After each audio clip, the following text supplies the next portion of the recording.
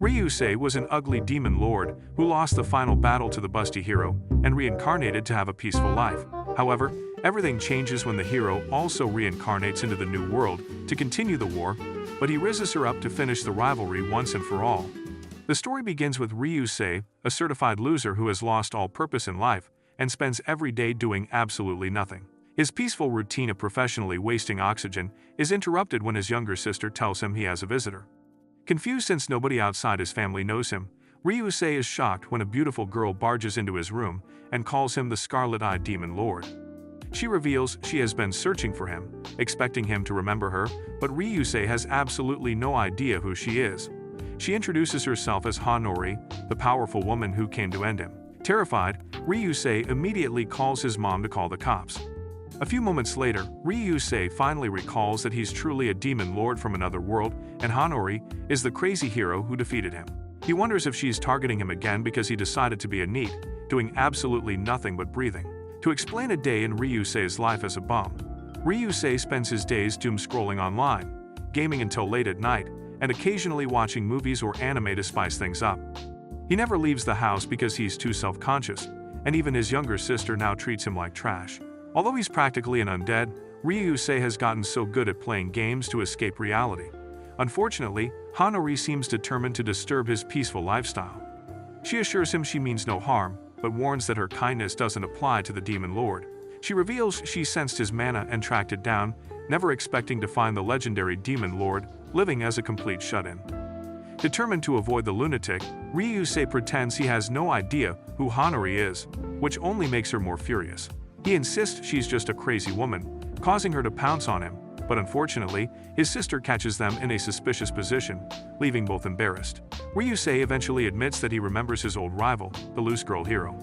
Hanori argues that her name is Meteor the hero, but Ryusei reminds her that the name is simply because back then, her clothing budget covered nothing but air. Hanori insists she had to expose her skin to absorb the spirit's power. She then accuses Ryusei of plotting evil, but he explains that he's only searching for someone. Hanori is briefly touched, until he reveals she isn't the person he was looking for. She then orders him to get a job or volunteer before he falls back into it. Hanori explains that he must atone for the sins of his past life, but Ryusei has no interest in anything besides breathing free oxygen. When she suggests he become evil again so she can defeat him, Ryusei rejects the idea, saying he just wants to wallow in self-pity. Hanori then reminds him that he was once an imperial mage who used forbidden magic to become immortal and seek revenge after his nation was destroyed. He created an army of undead and turned the continent into a nightmare, earning the title of the Scarlet-Eyed Demon Lord. However, Ryusei reveals he only did it to seek revenge for the princess whose soul he has been searching for, but found no traces of it in this world. Hanori laughs at him for being hopelessly clingy across 2 lifetimes before quickly apologizing for mocking him. Putting that aside, Hanori tells Ryusei to take responsibility since she was created solely to destroy him. Now that he's lost his purpose, she's lost hers too. Their bickering is interrupted when Ryusei's sister catches them in another questionable position, making Hanori wish the ground would swallow her. Later that evening, as Hanori prepares to leave, she reminds him to find a way to make amends. Although Ryusei never wants to see her again, he decides to find an honest job. Days later, his sister is shocked to learn that he became a teacher at an all-girls school. Ryusei claims he only did it to ease his family's worries, but she suspects Hanori is the real reason, and he can't exactly deny it. On his way to work, Ryusei thinks about Hanori and feels guilty that she's still trapped by their past. However, he's determined to live a peaceful life, without swords or magic. However, Ryusei didn't expect the universe to play a joke on him by making him Hanori's homeroom teacher. After his arrival, the students buzzed about the handsome new teacher, except for a student named Mako, who thinks Ryusei already looks exhausted, and he has a terrible taste in fashion. On the other hand, Hanori is ready to check out of this life because her nemesis is the last person she expected to be her teacher. She can't seem to understand why the girls are fawning over him, so she warns Mako to stay away from Ryusei because he's a demon in human clothing. After class, Hanori slammed Ryusei into the wall, demanding to know why he became her teacher, but Ryusei reminded her that she had asked him to find a job. She suspects that he plans to conquer the school, but Ryusei has no intention of doing something so tiring. Hanori is about to ask him something important, but leaves the moment the school bell rings. Later in the faculty room, Ryusei is already exhausted just thinking about Hanori. When Sakura asks why he's exhausted, He explains that dealing with the students has been overwhelming, but she reassures him that he'll get used to it since they're only being extra because he's new. During class, Hanori vows to make Ryusei regret joining her school and tries to intimidate him with her aura. However, she's shocked when he remains completely unaffected. Watching from the side, Mako concludes that Hanori is obviously interested in the new teacher. After class, the class president, Matsurika, checks on the exhausted Hanori. Mako feels it's because of the new teacher, but Hanori quickly denies it. Mako then asks Matsurika what she thinks about Ryusei, but Matsurika instantly checks out because she has daddy issues. Shortly after, Mako then accuses Hanori of staring at Ryusei with lewd intentions, causing her to nearly choke while desperately denying it. Later that day, she corners Ryusei again just to warn him to pretend he doesn't know her. Unfortunately, Sakura sees them and misunderstands the situation, but she promises to keep it a secret, leaving Hanori embarrassed. However, Mako and even Matsurika witness the whole thing. Back in class, Ryusei tries to keep his cool while dealing with the lunatic hero on his heels. He tries to naturally ask her a question, but Hanori is so engrossed staring at him that she doesn't respond. After class, he drags her to their usual spot to scold her for ignoring him. Hanori apologizes as she explains that she only knows how to be hostile towards evil. Ryusei realizes she's right because this school can't exactly help a cocky hero grow. When Hanori challenges him to a fight, Ryusei realizes she's just pent up after a century of missing the battlefield, so he suggests a study competition. However, Hanori instantly pulls a Houdini when she hears this. Shortly afterwards, Ryuz notices Matsurika glaring at him from a corner, making him wonder how he offended her.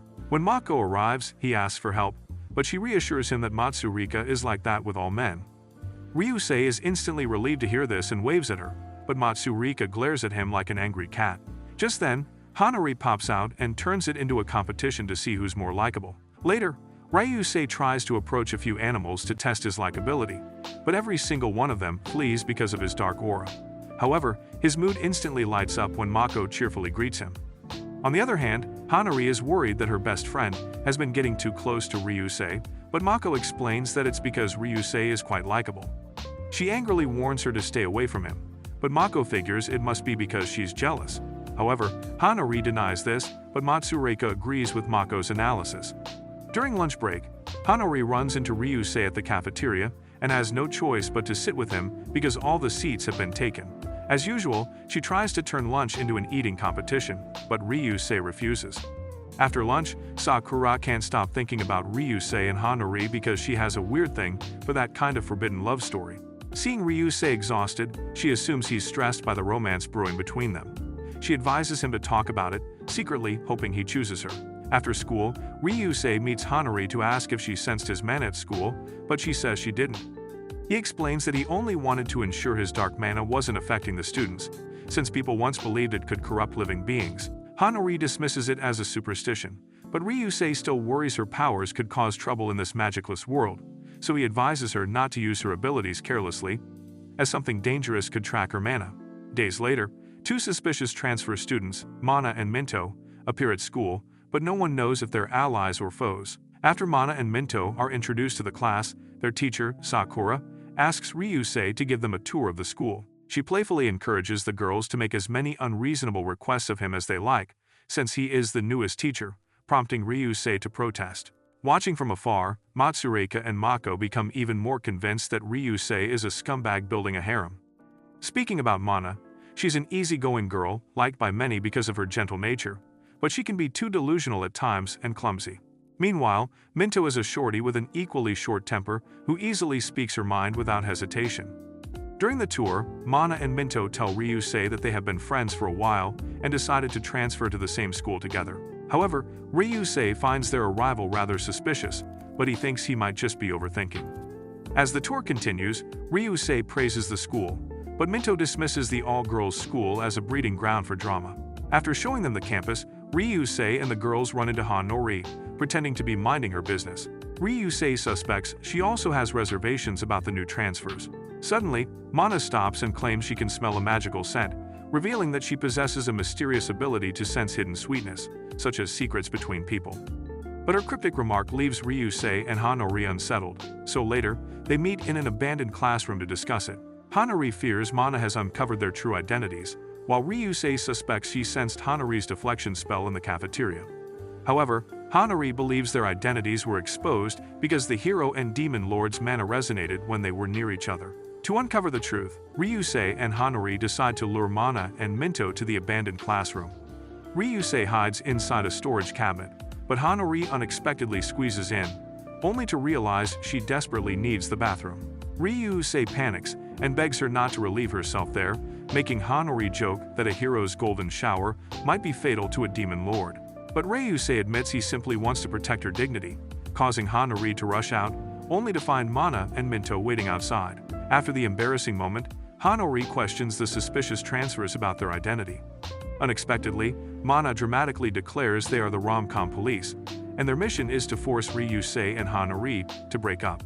Hanari immediately denies they are a couple, while the indifferent Minto complains that she only wants Mana and Hanari to share some of their big oranges because she's flat-chested. The following morning, Minto is dragged to the school gate to exchange morning greetings, which she finds annoying. She's even more irritated when Hanari arrives and instantly becomes the center of attention. Ryusei tells her that Hanari is quite popular, and everyone usually goes to her to fix their problems. This convinces Minto that Hanari must be some kind of hero from a novel. Later on, Ryusei runs into Hanari delivering some boxes and offers to help her. On the way, he asks her what it was like when she was a hero. Hanari is so excited for this question, as she begins to narrate how she got dragged into a battle by a princess, trying to save her Prince Charming from a dark god. During the battle, Hanari did everything to help the princess awaken as a hero and even defeated the dark forces targeting her, after which she broke the spell affecting the prince. Unfortunately, at the last moment, the prince took a blade for the princess and died. Next, Hanari narrates how she got dragged into another battle between a religious order and an evil cult trying to revive an evil dragon. During this battle, Hanari defeated 6 evil dragons and 12 divine generals, earning the title of savior. She was about to drag the cult down when it was discovered that the founder of the religious order was actually the one behind the evil cult. The saint who hired Hanari for the mission loved the founder like a father, so she fell into his trap, and he tried to use her body to revive the evil dragon. Hanari is devastated as she realizes that her life as a hero might have been all a fluke because, thinking back now, nothing ever worked out as she expected. This convinces her that she was nothing more than a side character helping the main characters shine.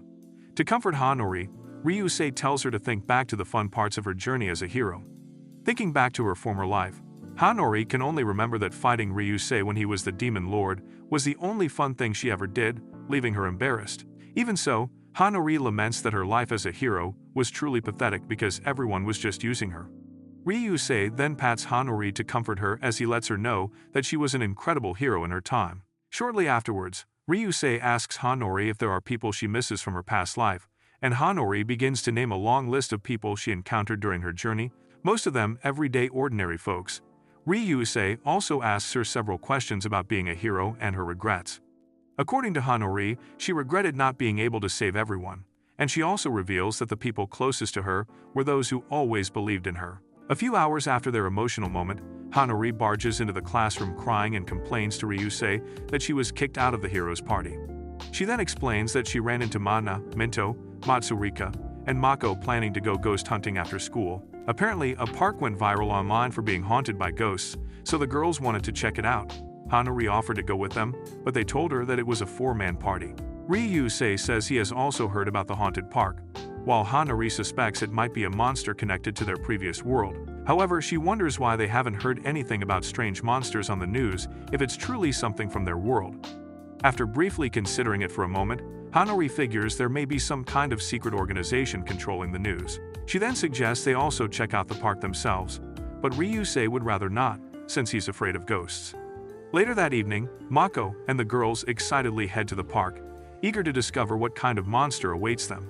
Matsurika wishes Hanari had joined them, but Mako confidently says Hanari and Ryusei are already on their way, prompting the others to suspect she's a rom-com matchmaker. As the park grows eerier, the frightened girls cling to one another, turning a horror scenario into an accidental Yuri moment. Meanwhile, back at school, Sakura's rom-com radar convinces her that a new romance is about to bloom. Meanwhile, on their way to the park, Ryusei and Hanari speculate about what type of monster to expect. Hanari expects something like goblins, while Ryusei worries that monsters from their former world might be hard to handle here. However, Hanori boasts she could easily defeat a few goblins and playfully mocks Ryusei for losing his stamina after becoming a bum. Ryusei admits Hanori is right, since he's now nothing more than an ordinary human. Meanwhile, Mako and the others are disappointed after searching the entire park without finding anything unusual. Mana then asks if Ryusei and Hanori are dating, and Mako and Matsurika confidently insist they are, leaving Mana outraged. Moments later, the girls mistake a distant figure for Hanori, only to discover it is a giant monster.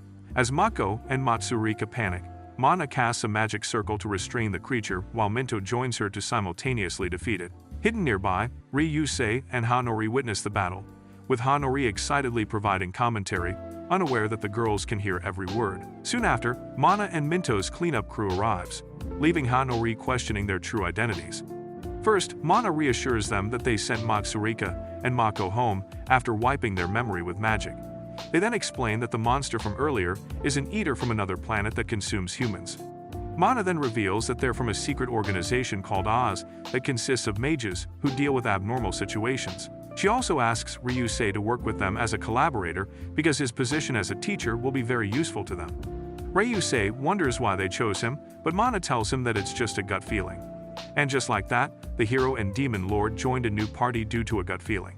Shortly after the brief meeting, Hanori and Ryusei are frustrated that they accomplished nothing but watching from the sidelines. Realizing they're no longer this world's main characters, Hanori decides to just waft through life without any purpose. She then asks Ryusei how much of his previous powers he has left, and Ryusei reveals that he has lost most of his demon powers, especially the powerful spells.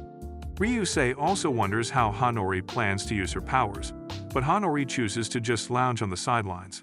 Although Hanori has no desire to fight regularly, she says she still wants to protect the weak when she can.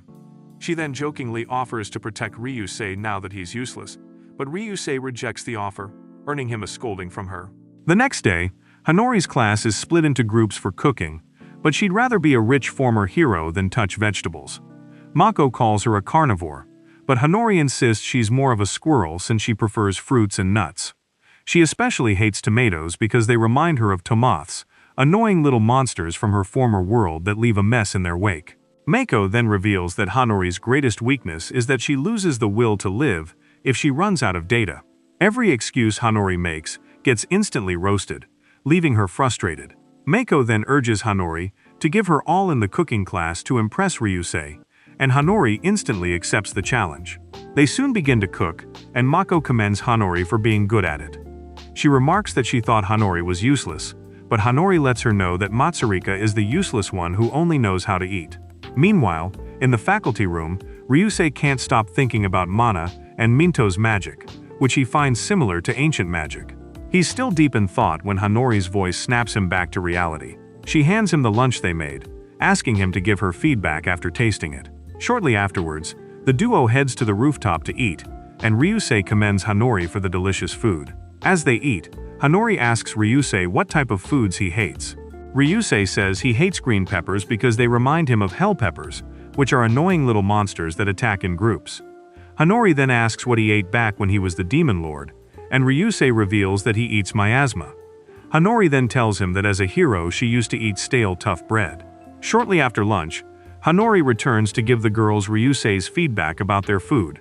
Later on, Hanori approaches Ryusei in high spirits, making him suspect she's up to no good. Ryusei is left stunned when she suddenly announces that there's a dungeon in this world. After school, the duo heads to the so-called dungeon, which is just an abandoned subway station. Hanori is excited about what they might encounter, but Ryusei warns her to stay alert, as they might run into an eater. However, after hours of searching, they find nothing, and even lose their way, leaving Hanori frustrated and regretful.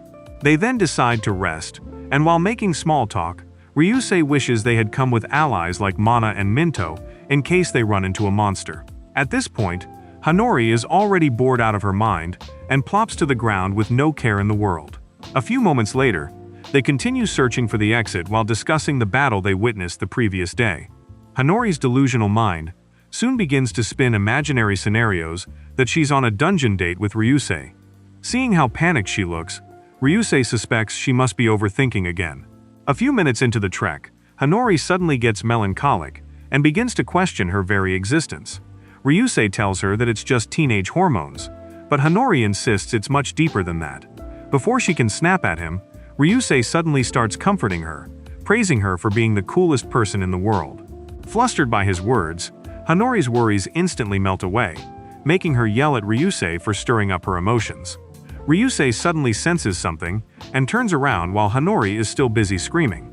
He then calls her attention to it, and she opens her eyes only to come face to face with a giant monster. Hanori immediately begins to panic while trying to convince herself that everything will be fine. Meanwhile, somewhere in the Oz Calamity Forecast Center, the mages have already located the giant monster, which is considered a Category 3 monster. The operator orders all mages to head to the subway station and set up a barrier at each exit to keep the monster contained. A calamity forecaster named Dorothy fears that Mana and Minto might not be able to handle the situation alone because Category 3 monsters are powerful. She then orders the operator to send in at least 5 more mages there, but from the monitor, they notice that 2 unknown figures are already fighting the monster, and they seem to be more powerful than it. At the same time, Ryusei and Hanori are getting thrashed by the monster. Infuriated, Hanori decides to get serious when she tries to take down the monster with a small rock, but the monster looks more offended than injured. Still, it is enough to enrage the monster, and as it chases after them, Hanori frantically begs Ryusei to do something. Ryusei then unleashes a dark flame on the monster, while Hanori fawns over him. Afterwards, he orders her to punch the monster hard to create an opening for him to finish it. Hanori immediately summons her hero armor, which she uses to deliver a devastating blow to the monster. While the monster is down, Ryusei unleashes a death stinger, piercing the monster from the inside out, which instantly ends it. However, Ryusei's advanced death magic makes Hanori uneasy, and she remains guarded against him because it reminds her that Ryusei is still the Demonlord. But the next moment, she folded faster than cheap lawn furniture when Ryusei praises her for being a cool hero. She starts throwing a tantrum, complaining that she just missed her chance to take down the weak Demonlord. The following day at school, Hanori spaces out throughout the day. When Mako asks her about it, Hanori is unable to say anything tangible. She even bolts away when Mako tries to ask her what she did yesterday after school. She then goes to see Ryusei, expecting him to say something about yesterday, but Ryusei feigns ignorance, leaving her frustrated. After school, Hanori angrily heads to their usual spot to confront Ryusei, only to find him and Minto with blood splattered all over. Thinking Ryusei has finally manifested his evil side, she charges in ready to deliver justice, only to learn that they were actually attacked by Tomoth monsters. As Hanori is helping Minto clean up, a shrill scream suddenly echoes nearby. Minto decides to check it out, while the others evacuate the school.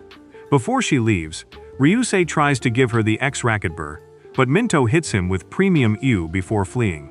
Ryusei is about to go handle the evacuation when Hanori suddenly stops him, asking if he thinks she should be the hero. Ryusei then advises her to just do whatever she feels is right, instead of pressuring herself. Meanwhile, Minto rushes over to where the scream came from, only to find Mana there crushing a couple of Tomoth monsters. On the other hand, Hanori wonders why monsters from their former world came here. She can't help but suspect that someone might be pulling the strings from behind the scenes.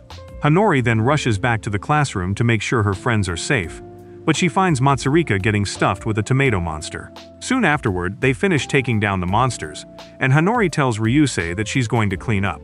As he watches her walk away, Ryusei quietly expresses his regret that Hanori is trapped in the past by his very existence. He apologizes for that, but admits that he's happy she's the hero. Hanori's legs suddenly give way as she crumbles to the ground, blushing severely.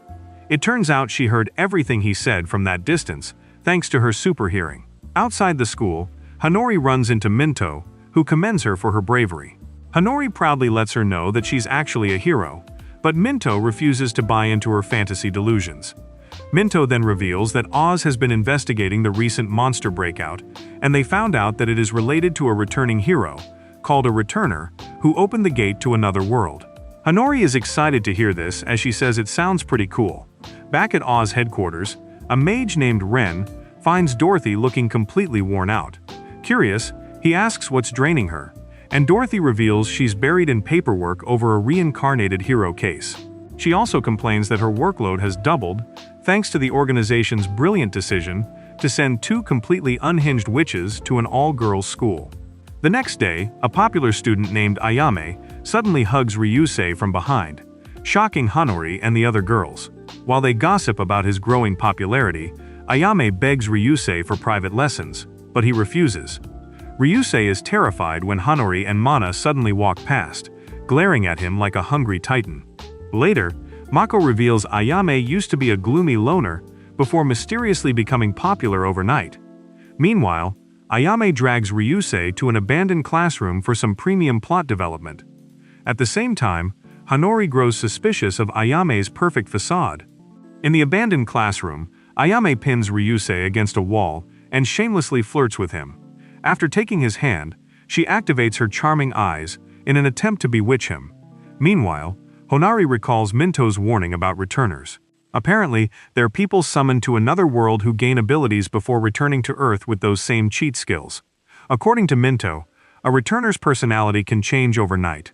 Ayame's sudden transformation fits the description perfectly, leading Honari to suspect she's a returner, which makes her realize Ryusei could be in danger. But her worries are unnecessary, because Ryusei is completely unaffected by Ayame's charm, leaving her stunned when he calmly identifies her cheat ability as charm. Ryusei confidently tells Ayame that her charm won't work on him. When she denies it, he reveals she only targeted him because her appraisal skill mistook him for an easy victim. Shocked that he knows she's a returner, Ayame rechecks his stats and confirms he's an ordinary commoner, leading her to suspect he's working for the witches that recently joined the school. Ryusei is relieved that he took countermeasures against appraisal, so there's no way his identity can be uncovered. As Ayame's expression suddenly darkens, Ryusei asks her what she wants, and Ayame claims she only wants to return to the world where she was a hero, because she has a duty to slay the Demonlord. Ryusei is offended to hear this, because he's also a Demonlord. Ayame reveals she plans to kill Ryusei, the fake hero Honari, and the school's 2 mages. Hearing this, Ryusei realizes Honari is her true target. She explains that eliminating powerful people grants massive EXP, which she needs to cast the magic that will return her to her old world. She also reveals that she intends to erase the classmates who bullied her. When Ryusei asks if she's enjoying playing God, she proudly tells him that it's the greatest feeling ever before, unleashing a deadly lightning spell to show him her power. Moments later, Minto senses the mana surge and rushes over, only to find Ayame dead, along with Ryusei, Hanori, and Mana, looking incredibly guilty. The trio denies the accusation, but from her observation, Minto concludes that any of them could be the suspect. Ryusei then recounts that Ayame was about to attack him when Hanori burst into the room with a knife. In the commotion, Hanori tripped and almost ended Ryusei, and in the process her knee landed a critical hit on Ayame. Afterwards, Minto also burst into the room, ready to attack with magic, but ended up shocking Ayame several times over, purely by mistake. Back in the present, Minto assures everyone that OZ will step in to take care of everything. Just then, Ryusei notices that Mana is shaken after the whole scenario and figures it must be the first time she fought a human. To comfort her, he thanks her for saving his life, which immediately lifts her mood. But Ryusei is startled to see Hanori glaring at him like she did when he was talking to Ayame. Later, while watching the ambulance driving away with Ayame's body, Ryusei and Hanori discuss why she found that other world so appealing. Ryusei feels it's probably because she suddenly obtained power beyond human comprehension. Hanori wonders if they should have just shipped her back to the world, but Ryusei disagrees. Ryusei explains that Ayame had to be stopped because, after tasting blood here, she would have only caused more chaos. The next day, Honari buys Ryusei a new tie to replace the one ruined during the incident, but struggles to find the right moment to give it to him without sending the wrong message. Encouraged by her friends, she finally hands it over to him after school. In return, Ryusei gives her a ring, sending Honori into full panic until he explains it contains a weapon to replace her holy sword. After thanking him, Hanori tries to summon the weapon, but nothing happens until Ryusei points out she's calling the wrong name. Even after everything is cleared up, Hanori spends the rest of the day blushing over the ring. A few days later, Ryusei is horrified when Sakura summons him and Hanori for couples therapy. Despite repeatedly insisting they're not dating, their constant bickering only convinces Sakura otherwise. She explains that multiple complaints have been filed about their suspicious behavior, and as their teacher, it's her duty to investigate. As she lists all the moments witnesses reported, they realize it really does sound like a couple's behavior, though they continue denying everything. Outside, Mana, the self-proclaimed anti-rom-com police, fumes over the rumor of Ryusei dating Hanori. Sakura then asks Hanori and Ryusei how they feel about each other, but they both end up bickering again while Sakura scribbles her observation vigorously. She also asks if they knew each other before, and as soon as they reveal that they're from the same hometown, Sakura almost explodes because it sounds like her favorite childhood sweetheart romance trope. Sakura then asks why they're always at each other's throats. Ryusei explains it's because he did something in the past that affected Hanori's family. However, Hanori suddenly supports him, saying whatever he did was for the benefit of their hometown. She explains that she misunderstood him at first, but only came to realize it later. Deep down, Hanori admits that as the Demonlord, Ryusei helped wipe the corrupt empire. But a new war broke out just because everyone feared his power. Meanwhile, outside the office, Mako and Matsurika are seen worrying about Hanori and Ryusei. Certain that Ryusei and Hanori are dating, they both worry that Ryusei might be fired from his job. Inside the office, Sakura finally comes to the conclusion that things between Hanori and Ryusei are a bit complicated, especially because Ryusei feels guilty towards Hanori and she has conflicted feelings for him. Nevertheless, she warns them to avoid fueling rumors, only for the pair to immediately start acting suspiciously close again. After the therapy session, Hanori tells Ryusei that she hasn't forgiven him yet for the part he played in the war. Ryusei tells her not to forgive him because he also used her. He explains that after wiping out the empire, he couldn't find any purpose in life and could only wait for death. Unfortunately, only the hero can end him, so he waited patiently for her, just so that he could be free. Hanori then asks how he felt when she came to his home. Ryusei considers this for a moment, before replying that it was quite annoying. His response annoys him for a moment before she happily tells him that she's happy with their peaceful lives right now. Shortly after, Hanori's friends pull her away while Ryusei quietly watches her.